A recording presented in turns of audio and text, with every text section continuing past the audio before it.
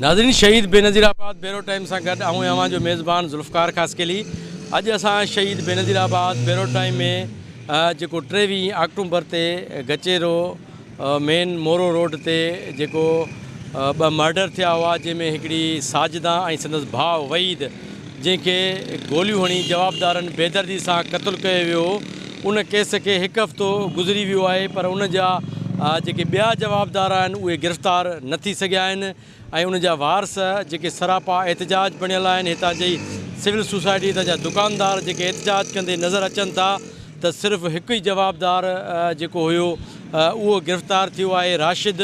बाक़ी जेके हिन में ॿिया जवाबदार आहिनि उहे गिरफ़्तार न थी सघिया आहिनि त अॼु असां उन्हनि जे वारसनि सां बि ॻाल्हि ॿोल कंदासीं, पुलिस सां बि ॻाल्हि ॿोल कंदासीं त आख़िर उहे जवाबदार गिरफ़्तार छो नथा थियनि ऐं पुलिस उन्हनि गिरफ़्तार जवाबदारनि खे गिरफ़्तार करण में छो कोताही करे थी ऐं हीअ जेकी लाक़ानूनियत आहे जेकी बदअमनी आहे जेके सरेआम माण्हू क़त्ल कनि था छा उनखे पुलिस जो कानून जो ख़ौफ़ ख़तमु थी वियो आहे जो नंढियुनि नंढियुनि ॻाल्हियुनि ते उन्हनि माण्हुनि खे क़त्ल कयो वेठो वञे। ॿुधाए पियो वञे त वेगे पुट तरफ़ां पंहिंजी वेगी माउ ऐं पंहिंजे भाउ खे जेको आहे सो क़त्ल कयो आहे उन जा हवाले सां अॼु असां कोशिशि कंदासीं त सभिनी सां ॻाल्हि ॿोल कयूं त आख़िर हिन ॿिनि टे क़त्ल जा ॿिया जवाबदार बि गिरफ़्तार थींदा या ॿियनि केसनि वांगुरु हीअ बि राजूनी तरफ़ वेंदो।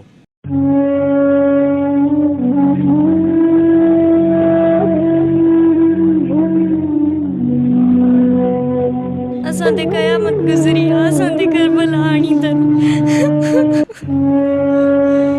मुंहिंजी माउ बेदर्दी सां मारियो वियो आहे, मुंहिंजी अम्मी खे मुंहिंजे मामू खे सीननि में गोलियूं वयूं अथनि।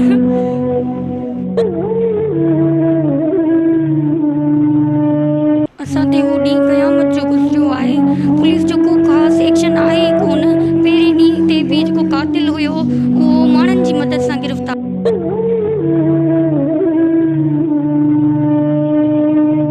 जी हा। मुंहिंजो बेगुनाह भाउ बि हुन सां गॾु शहीद थियो आहे। असांजा 2 नौजवान बेदर्दी सां सरेआम क़त्ल कया विया आहिनि, उन्हनि खे गोलियूं हयूं हुयूं। एॾी हिननि जी दहशतगर्दी आहे, एॾो हिननि खे पैसे जो पावर आहे, हिननि में का इंसानियत न आहे, न कानून जो ख़ौफ़ आहे न अल्लाह जो ख़ौफ़ आहे। सभु कुझु हिननि जे लाइ पैसो आहे। उहो ॾींहुं क़यामत जो गुज़रो माला छा गुज़रंदो। जवान मुंहिंजा सरेआम कातिलनि मारे छॾिया, छा कयूं असां। असां लाइ क़यामत हुई उहो ॾींहुं, हिन महिल ताईं असां लाइ क़यामत आहे। मां सां छा गुज़रंदी हूंदी उहा मूंखे ख़बर आहे। नाज़रीन हिन वक़्तु असां उन बदनसीब घर में मौजूदु आहियूं जिथे 23 अक्टूबर ते वेगे पुट तरफ़ां पंहिंजी वेगी माउ साजिदा ऐं उनजे भाउ वहीद खे मोरो जे मेन रोड ते गोलियूं हणी बेदर्दीअ सां क़त्ल कयो ऐं उहे उते जेके भाउ ऐं जेकी भेण हुई उहे तड़पंदा उते जेके आहिनि से फ़ौत थी विया। उन्हनि जा जेके जवाबदार आहिनि उहे गिरफ़्तार न थी सघिया आहिनि। उनजे घर में हिन वक़्तु बि रोड ॾाढो आहे। हिन जे वारसनि एहतजाज बि कयो आहे। उन जी औरतूं पहिरियों दफ़ो उहे एहतजाज निकिता। अॼु असां हुनजे घर में मौजूदु आहियूं। हुनजी न्याणी हुनजे भेण सां ॻाल्हि ॿोल कंदासीं त हुनजे माउ जे फ़ौत थियण खां पोइ हुनजी असां वटि नंढड़ी न्याणी मौजूदु आहे, हुन सां ॻाल्हि ॿोल कंदासीं। अदी तव्हांजो छा नालो आहे? मुंहिंजो नालो कश्मा आहे। जी जी। ही तव्हांजी माउ खे ऐं हुनजे जेको गॾु हुयसि भाउ क़त्ल थियो आहे, तव्हांखे इंसाफ़ु मिलियो आहे? असांखे इंसाफ़ न मिलियो आहे। हिकिड़ो मुजरिम गिरफ़्तार कयो वियो आहे, बाक़ी मुजरिम सरेआम घुमंदा पिया वतन। बसि हिकिड़ो गिरफ़्तार आहे। पुलिस जो बि हिन में को ख़ासि अमल न आहे। अच्छा, त तव्हां माउ जे जॾहिं ख़बर ॿुधी त हुनखे क़त्ल कयो त तव्हां त छा गुज़री, तव्हांजी छा असां ते क़यामत गुज़री आहे, असां ते करबला आणी अथनि। मुंहिंजी माउ बेदर्दी सां मारियो वियो आहे, मुंहिंजी अम्मी खे मुंहिंजे मामू खे सीननि में गोलियूं वयूं अथनि। अच्छा, तव्हां ओॾी महिल किथे हो, तव्हांखे कीअं ख़बर पई? मां पंहिंजे स्कूल में हुयमि। मुंहिंजो जेको रिक्शे वारो आहे उन मूंखे ॿुधायो। छा ॿुधायो? उन चयो त तव्हांजी अम्मी तव्हांजी मामे खे इन्हनि गोलियूं वयूं आहिनि। पोइ मां हॉस्पिटल वई हुयमि। पोइ उतां मुंहिंजे मामनि मूंखे घरु मोकिलियो हुयो। त पोइ तव्हां एहतजाज बि कयो त पुलिस तव्हां सां का ॻाल्हियूं करण आई, को तव्हांखे आथत ॾिनो त तव्हां न्याणी आहियो, पुलिस तव्हांजी मदद कई? न, असांजी अञा का मदद न कई आहे। असांखे धमकियूं पिया ॾियनि, मूंखे उन्हनि मां ख़तरो आहे, मुंहिंजे मामनि खे, मुंहिंजी ख़ाला खे, असांखे उन्हनि मां ख़तरो आहे। अॻु में बि असांखे धमकियूं ॾींदा रहिया हुआ, मुंहिंजी अम्मी खे बि सुकून सां न रहणु ॾींदा हुया, असांजे दरनि ते पिस्टलूं खणी असांखे टॉर्चर कंदा हुया, हींअर बि मूंखे मारण जूं धमकियूं पिया ॾियनि। अच्छा, माउ खे ऐं तव्हांखे हींअर तव्हांखे ख़तरो आहे तव्हांजी जान खे? मुंहिंजी जान खे इन्हनि मां ख़तरो आहे। इन इतला जेको आहे उहो उन्हनि जी सपोर्ट करे थो ऐं इन्हनि जो वॾो आहे, असांखे इहे धमकियूं ॾेई रहिया आहिनि, असांखे मूंखे इन्हनि मां ख़तरो आहे। तव्हां पुटु स्कूल वेंदो, कीअं तव्हांजो पुटु माउ खे बि सरेआम मारे छॾियऊं, उन जा जवाबदार गिरफ़्तार त पोइ तव्हां कीअं पढ़ंदो? तव्हां माउ वीचारी क़तूल थी विया, पोइ तव्हां कीअं अॻिते रहंदो? ज़िया लंजार साहब खे अपील पई कयां त इन्हनि खे गिरफ़्तार कयो वञे, मुंहिंजो अॻिते फ्यूचर आहे, मूंखे पढ़णो आहे, मां स्कूल नथी वञी सघां। मुंहिंजी जान पर इन्हनि जे तव्हांजे माउ खे ऐं तव्हांजे मामे खे क़तूल कयो, इन्हनि जवाबदारनि खे कहिड़ी सज़ा मिलणु खपे? इन्हनि खे फांसी जी सज़ा मिलणु खपे। जीअं मुंहिंजे मामे खे, मुंहिंजी अम्मी खे बेदर्दी सां क़तल कयो वियो, त इन्हनि खे फांसी जी सज़ा मिलणु खपे। तव्हां सम्झो था पुलिस इन ॿिनि जवाबदारनि खे ॿधंदी? न, मूंखे नथो लॻे। अच्छा, पुलिस मदद नथी करे तव्हांजी? पुलिस असांजी मदद न पई करे, जो करप्शन कई आहे, उन्हनि खे सहूलियतूं फ़राहम कयूं अथई ऐं हिन महिल ताईं असांजो को ख़ासि एक्शन बि न वरितो वियो आहे।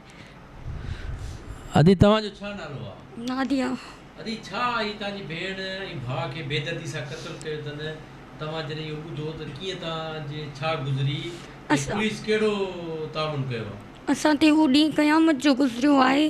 पुलिस जो को ख़ासि एक्शन आहे ई कोन। पहिरें ॾींहं ते बि जेको कातिल हुयो उहो माण्हुनि जी मदद सां गिरफ़्तार थियो आहे, बाक़ी जेके उन जा साथी आहिनि अञा ताईं गिरफ़्तार न कया विया आहिनि, उन्हनि खे प्रोटेक्ट पियो कयो वञे। भटियुनि जा ख़ासि माण्हू आहिनि पुलिस में, उहे उन्हनि खे सहूलियतूं बि फ़राहम कनि पिया कातिल खे। अच्छा, त पुलिस मदद नथी करे? पुलिस का बि मदद नथी करे। छो मारियो? असल में कहिड़ो मसलो हुयो? इहो NIC मुंहिंजी भेण जो चवनि पिया उहो ख़तमु करायो, नादरा जो सिस्टम ख़तमु करायो, हिन जी जेका एडमिशन आहे स्कूल में उतां बि पीउ जो नालो हटायो वञे। अदा उन्हनि खे साड़ शुरू खां वठी त हीअ न सॾिजे असांजी पीउ जी। अच्छा, मिल्कियत जो मसलो हुयो? हाँ, मिल्कियत जो मसलो। पर मुंहिंजी भेण त उन्हनि खे पैसा बि छॾे ॾिना आहिनि, बैंक जा पैसा बि, चई मूंखे न खपनि, मूंखे पंहिंजी न्याणी जी हिफ़ाज़त खपे। जी हा, मुंहिंजो बेगुनाह भाउ बि हुन सां गॾु शहीद थिया। असांजा 2 नौजवान बेदर्दी सां सरेआम क़तल कया विया आहिनि, उन्हनि खे गोलियूं हयूं हुयूं। एॾी हिननि जी दहशतगर्दी आहे, एॾो हिननि खे पैसे जो पावर आहे, हिननि में का इंसानियत न आहे, न कानून जो ख़ौफ़ आहे, न अल्लाह जो ख़ौफ़ आहे, सभु कुझु हिननि जे लाइ पैसो आहे। तव्हां सम्झो था त हीअ पुलिस तव्हां सां इंसाफ़ कंदी? असां सां SH जो को तावन न आहे। ॿिया बि जेके कातिल आहिनि, कातिल जा साथी आहिनि, उहे अञा आज़ादु लॻा पिया आहिनि। असांजी जाननि खे ख़तरो आहे, असांजी ख़ासि करे हिन न्याणी खे ख़तरो आहे। त पोइ इहा न्याणी वीचारी कीअं स्कूल वेंदी? जॾहिं चओ पिया त हुनजी माउ सां हिन सां हुअनि, त पोइ हिनखे वीचारी कीअं पढ़ंदी आहे? इहो ई असांखे ख़ौफ़ आहे। असां एतिजाज बि कयो आहे उन्हनि कातिलनि ख़िलाफ़। 2 ॾींहं पहिरियों मोरो प्रेस क्लब जे अॻियां असां एतिजाज कयो आहे, पर पोइ बि पुलिस को बि असां सां ताउन न कयो आहे। तव्हांजे शहर जो घरू वज़ीर होम मिनिस्टर बि हितां जो आहे, पोइ उते जे माण्हू खे इंसाफ़ नथो मिले त उनजी पुलिस नथी इंसाफ़ करे, त पोइ ॿी आवाम सां कीअं इंसाफ़ थींदो? असां उन जी गुज़ारिश था कयूं होम मिनिस्टर ज़िया लंजार साहब के, अति फरियाल टालपुर साहिबा के ऐं IG सिंध के, त असां बेगुनाह यतीमनि जी मदद कई वञे, कातिलनि खे गिरफ़्तार कयो वञे, हिन न्याणी जी हिफ़ाज़त कई वञे ऐं शहीदनि जे क़त्ल जो इंसाफ़ कयो वञे। अमा, ही तव्हांखे ख़बर पई त तव्हांजी न्याणीअ खे ऐं तव्हांजे पुट खे क़त्ल कयनि, त छा मसइलो हुयो ऐं तव्हां त छा गुज़री? असां त उहो ॾींहुं क़यामत जो गुज़रो, माला छा गुज़रंदो। 2 जवान मुंहिंजा सरियाम कातिलनि मारे छॾिया, छा कयूं असां लाइ क़यामत हुई उहो ॾींहुं, ऐं हिन महिल ताईं असां लाइ क़यामत आहे। मां सां छा गुज़रंदी हूंदी उहा मूंखे ख़बर आहे। असांजो को फ़ैसिलो पुलिस एक्शन नथी करे, कुझु बि न, को कातिलनि खे वधे थी न छा, बसि ताउन कयो वेठा अथनि उन्हनि सां। अच्छा, तव्हांखे केॾी महिल ख़बर पई त तव्हांजे? मूंखे सुबुह जो ई मुंहिंजे पुटु वॾे कॉल कई त मुंहिंजे भाउ खे ऐं भेण खे गोलियूं लॻियूं अथई। नंढे खे मां धमकियूं ॾींदा? हा, धमकियूं ॾींदा। मुंहिंजी धीउ खे चवंदा असां मारे छॾींदासीं तोखे, तूं इहो कर। कहिड़ो ॾोह जो? इहो ॾोह त कार्ड जेको आहे सो इहो डिलीट करा, माना इहो असांजे हाजी सरवर जी न सॾड़ा। दाल न को धी उन सां शादी थियल हुई त पोइ छो न सॾु पोइ बसि ज़ुल्म पिरापटी जे करे हा असांजी धीउ त घुर ई कान पई मुंहिंजी धीउ चए पई जेको आहे मां उन में ई ख़ुशि आहियां हरू भरू असां सां ज़ुल्म कयो अथनि असां सां तव्हांजे नंढड़े जी घणी उमिरि हुई? मुंहिंजे नंढड़े जी 33 साल अच्छा शादीशुदा शादीशुदा हुयो हा 25 साल ॿार कोन थिया अथसि मुंहिंजो नंढो जुवान घोटु असां जो इहो आहे त इहो जेके कातिल ॿिया आहिनि उन्हनि खे गिरफ़्तार कनि अञा तव्हांखे ख़तरो आहे? अञा असांखे ख़तरो आहे इन्हनि मां मुंहिंजी नंढड़ी आहे या धीउ जी इन खे ख़तरो आहे मुंहिंजा ॿिया पुट आहिनि मुंहिंजी धीउ ॿी आहे उन्हनि खे ख़तरो आहे इन्हनि मां असांखे इंसाफ़ वठी ॾियो।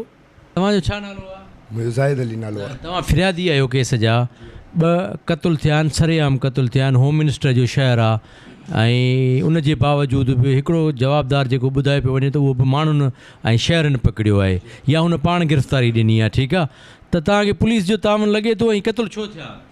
बेगुनाह असांजा सरेआम मेन रोड ते क़तल कया विया आहिनि। पुलिस असां सां को बि अञा ताईं तावन न कयो आहे। पुलिस SHO थाणे में जवाबदार खां चेक ते सयूं वठराए चेक पास करायो थो वञे, उनखे एतिरियूं सहूलियतूं फराहम कयूं थियूं वञनि। जेको पुलिस SHO जो जेको ख़ासि बोर्ची आहे उन जूं जेको बि डिशिज़ आहिनि उहो खाए थो, ईअं सुतो पियो आहे जीअं कंहिं बंगले में रेस सुम्हंदा आहिनि, उनखे एतिरियूं सहूलियतूं आहिनि। ॿिया कातिल पुलिस अञा ताईं गिरफ़्तार नथी करे, असांखे को बि इंसाफ़ न मिलियो आहे। असांजी IG सिंध खे रिक्वेस्ट आहे, ज़िया अल हसन लंजार साहब खे रिक्वेस्ट आहे, असां अपील था कयूं अपील था कयूं त असां सां इंसाफ़ कयो वञे, ॿिया जेके जवाबदार आहिनि उन्हनि खे फौरी तौर ते गिरफ़्तार कयो वञे। अच्छा, तव्हां वटि भला को DSP को SP को ॿियो को चूंडियल नुमाइंदो आयो आहे को फातह करणु या तज़ियत करणु? जी न, केर बि असां वटि न आयो, न SSP नुशर फिरोज़ आयो आहे असां वटि फातह जे लाइ, चूंडियल नुमाइंदा बि असां वटि केर बि न आयो आहे। उन खां बावजूदि अञा ताईं असांखे धमकियूं ॾेई रहिया आहिनि। मुंहिंजी भाणेजी आहे कशमला, उनखे धमकियूं ॾेई रहिया आहिनि, मूंखे धमकियूं ॾेई रहिया आहिनि त केस तव्हां हथु खणो न त तव्हांजो बि असां अंजाम इहो ई कंदासीं। अच्छा जी हा, अॻु में धमकियूं ॾींदा तव्हां? अॻु में बि असांखे इलाही सारो मुंहिंजी सिस्टर खे जवाबदार छा बासर आहिनि, पैसे वारा आहिनि, उनखे कंहिंजी पुठ भराई आहे? उहे बासर आहिनि, तमामु पैसे वारा आहिनि, उन्हनि जा 5 पुलिस ऑफिसर्स आहिनि ऐं तमामु बासर आहिनि। इन करे जेके बि रेस वग़ैरह आहिनि सभु उन्हनि जे तरफ़ आहिनि। मसइलो छा हुयो जो छो हरू भरू एॾी त मसइलो ई न हुयो जो इन मामूली तकरार तां 2 मर्डर करे छॾियूं? मुंहिंजी जेकी वॾी भेण हुई उनजी हाजी गुलाम सरवर सां शादी थियल हुई, तंहिंमां मुंहिंजी भाणेजी बि आहे, 14 सालनि जी एज आहे, हींअर उहो कॉलेज में पढ़े बि थी। उन्हनि जी इहा पहिरें खां वठी दुश्मनी त असांजी भेण ई न सजे, असांजी ही माउ न सजे ऐं सुभाणे असांजी प्रॉपर्टियुनि ते हिन ॾियणी न पवे, मिल्कियत न ॾियणी पवे, त NIC कैंसलेट करायो। छा मसइलो थियो आहे? 2 मर्डर थिया आहिनि जी, मुंहिंजो सम्झो भाउ ऐं भेण जो क़तल थियो आहे। मुंहिंजी भाउ ऐं भेण कोर्ट में अंदरि हुया त ही दहशतगर्द ज़ालिम बि उन्हनि सां अंदरि हुयो। कोर्ट जे ॿाहिरि ऐं हिकिड़ी गाॾी हुई कार जंहिंमें हथियारबंद हुया, उहे वरी जेको आहे सो उन मां हिकु हथियारबंद हिन कातिल जेको आहे सो मोटरसाइकिल ते खयों ऐं उहे मोटरसाइकिल ते अधी ऐं भाउ जे पोयां लॻा। जीअं पोयां लॻा त कोर्ट जे कुझु डिस्टेंस ते ई हुननि ते सरेआम विच रोड ते गोलियूं हलायूं हुयूं, बेदर्दी सां क़तल कयो हुयो। मुंहिंजे भाउ खे जेको आहे सो 4 खां 5 गोलियूं हयूं अथनि, उन खां अलावा जेको अधी खे आहे रिपीट जो फिल्म मिलाए करे पुठी वारो फायर हयूं अथनि, बेदर्दी सां अधी उते फौत थी वई। उन खां बाद में मुंहिंजे भाउ जेको आहे सो वहीद ते तशद्दुद करे हुनखे लतूं हणी बेदर्दी सां, इंसान न पर हुनखे जानवर सम्झी हुन गोलियूं हयूं आहिनि।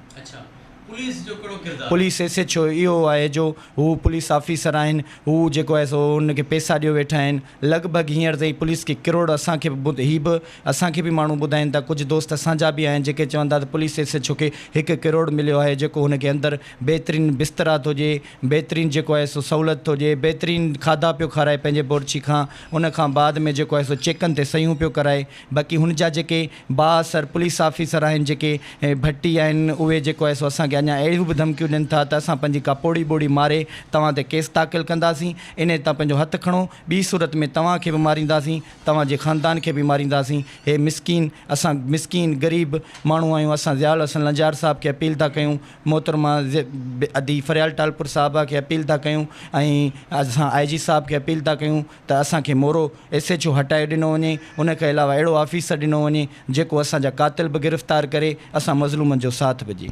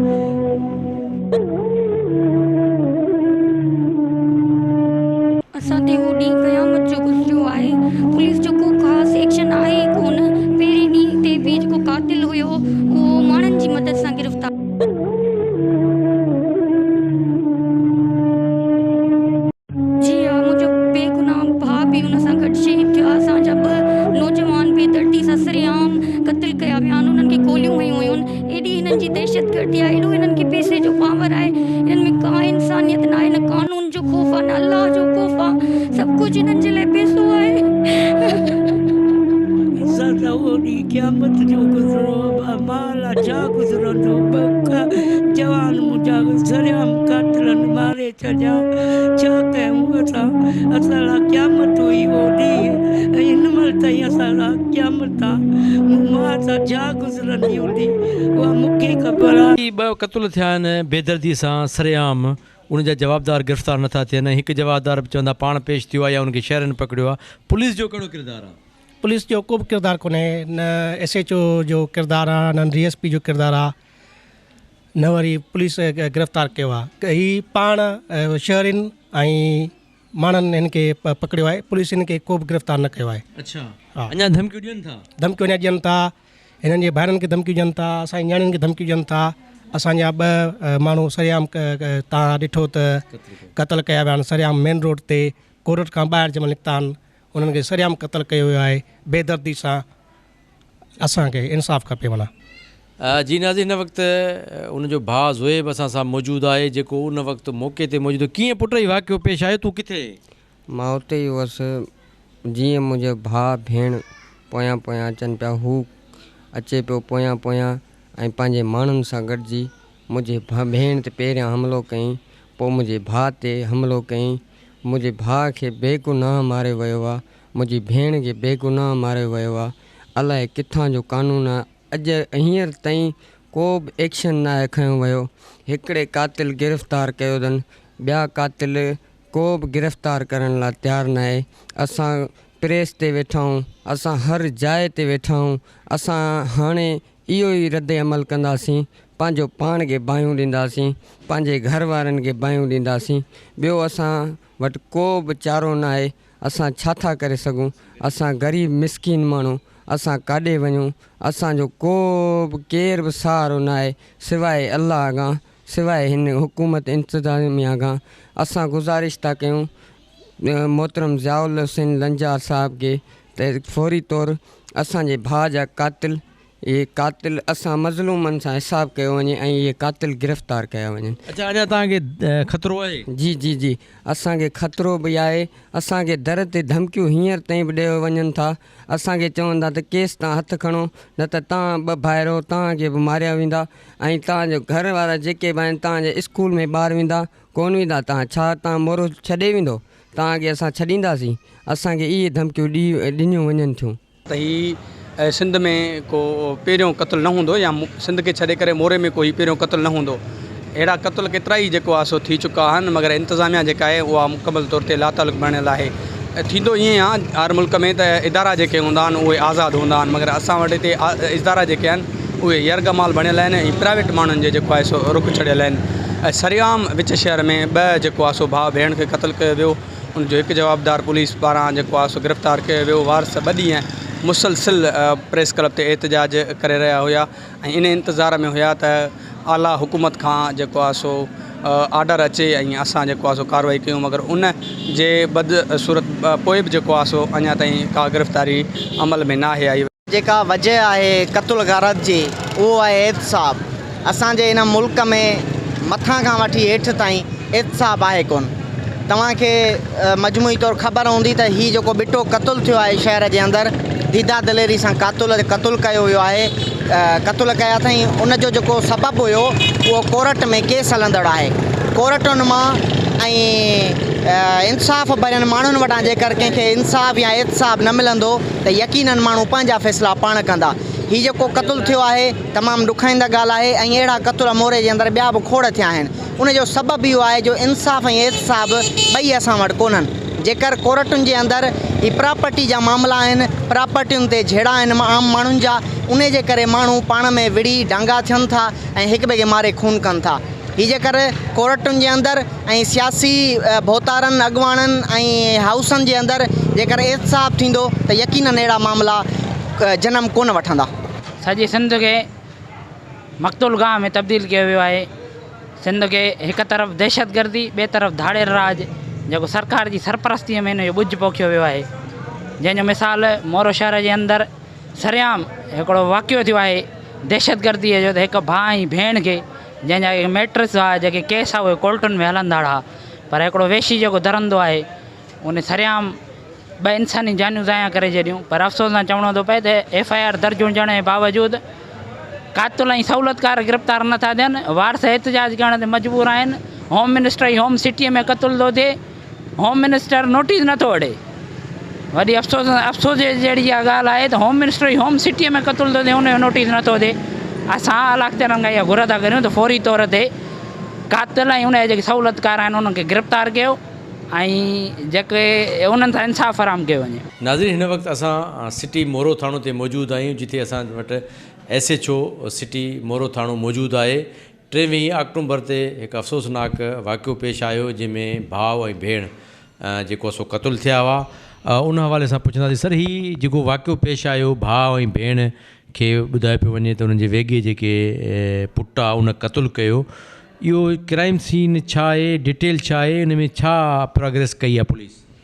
भाईजान, इहो असल में इहा जेकी औरत जेकी मारिजी वई साजिदा, जेको गिरफ़्तार जवाबदार थियो आहे इन जी वेगी माउ हुई ऐं इन मां हिकिड़ी भेण माना वेगी हिन खे हुई ऐं हिननि जो सिविल पाण में हलंदड़ो हुन जो पीउ जीअं गुज़ारे वियो जवाबदार राशिद जो, त हिन जे माउ वेगीअ क्लेम कयो हो पंहिंजे हक़ जो शरीयतनि जेको आहे उहो हिननि जो कोर्ट में मैटर हलंदड़ो। इन 23 तारीख़ ते जीअं कोर्ट मां मोटिया आहिनि त हू हाज़िरी खाई जीअं मोटिया आहिनि त पोइ हिन जो को हेल्पर आहे जेतिरे क़दुरु आम पब्लिक मां जेकी असांखे ओपिनियन राय मिलियो आहे त मोटरसाइकिल ते आया, हिन सां मोटरसाइकिल सां मिलाए हिन औरत खे फेर कयईं, किरिया ऐं उन खां पोइ हिन औरत जो जेको भाउ हुयो वहीद, उन जेको आहे सो पंहिंजो हुन जे रिपीटर में हथु विझो ऐं जहिड़ो थियो ऐं रिपीटर हुन खसियो आहे, विढ़ियो आहे ऐं हिन खां पोइ वरी पिस्टल जा फायर थी विया आहिनि। हाणे उन खां पोइ फरार थियो आहे ऐं पुलिस खे बर वक़्तु इतला मिलियो।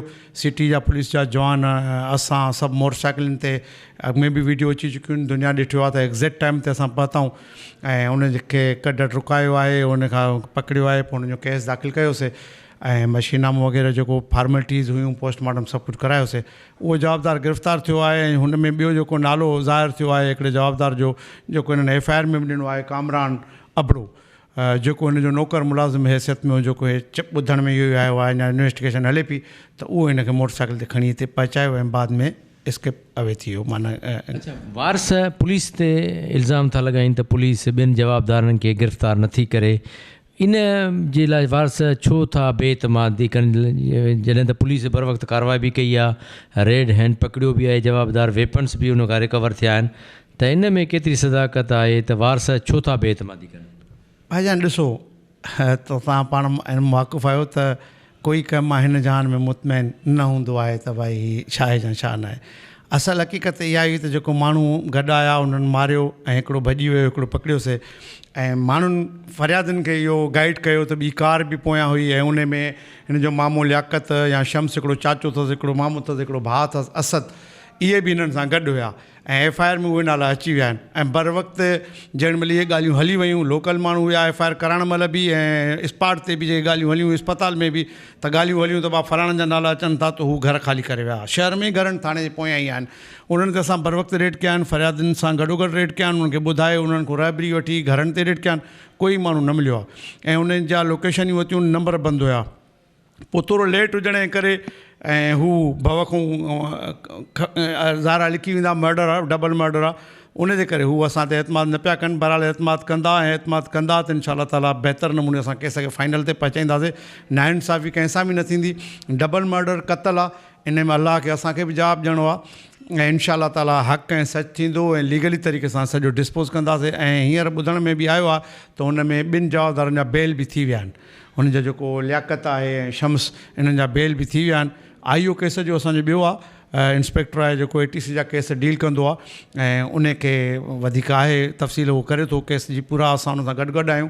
इंशाअल्लाह ताला असुल जेकी हक़ीक़त आहे उहा स्क्रीन ते आणींदासीं ऐं असुल जवाबदारनि खे कॾहिं बि कोन बख़्शे। जी नाज़रीन, ही असां उन बदनसीब घर में मौजूदु आहियूं जिथे 23 अक्टूबर ते मोरो रोड ते भाउ भेण खे बेदर्दीअ सां क़तलु कयो वियो ऐं उहे जेके आहिनि से उते फतकंदा रहिया, पर अफ़सोस सां त उते जे शहरनि न उन्हनि खे रेस्क्यू कयो, न उन्हनि खे बचायो ऐं कातिल पहिरीं जेको वेगी माउ खे रिपीटर जा फायर करे क़तलु कयो ऐं उन खां पोइ उनजो भाउ पंहिंजी भेण खे बचाईंदे उन सां जेको आहे सो हाथो पाई कई, उनखे पकड़ण जी कोशिशि कई, पर उतां जा ॿुधाए पियो वञे त माण्हू उहो तमाशो ॾिसंदा रहिया ऐं उन भाउ खे न बचाईंदा सघिया ऐं हू पिस्टल बि ऐं रिपीटर बि गॾु खणी आयो ऐं रिपीटर हुन खसे उछलायो त हुनखे पिस्टल जा फायर करे क़तलु करे छॾियो। उनजी न्याणी जेकी मासूम आहे उहा रोए थी त हाणे मुंहिंजे ज़िंदगी खे ख़तरो आहे। उनजी ॿी भेण उनजी माउ जंहिंजे अखियुनि में लुड़का आहिनि, पर पुलिस जवाबदारनि खे गिरफ़्तार करण बजाए उनखे तहफ़ुज़ ॾेई रही आहे।